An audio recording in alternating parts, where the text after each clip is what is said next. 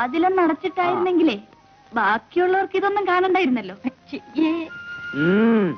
Course ഒന്ന് കഴിയട്ടെ, നിനക്കൊരാൾ വരുമല്ലോ. അപ്പൊ ഇത് ഓരോന്നിനും ഞങ്ങൾ പകരം ചോദിക്കും അല്ലേ നിർമ്മലേ?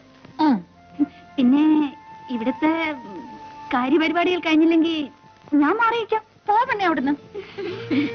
സേതുവട്ടം പോകുമ്പോ ഞാനും ഉണ്ട് കൂടെ. ടൗൺ വരെ സുശീലയുടെ വീട് വരെ ഒന്ന് പോകണം. പിന്നെ നിനക്ക് എഴുന്നള്ളാനുള്ളിടത്തൊക്കെ പറവപ്പിച്ച് നടക്കലല്ല എനിക്ക് ജോലി. എനിക്ക് 10 മണിക്ക് മുമ്പ് ബാങ്കിലെത്തേണ്ടതാ. അതിനിപ്പോ മണി 9:30 ആയുള്ളൂ.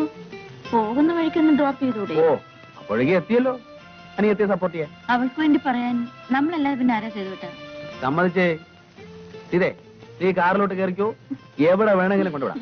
എന്താ പോരെ?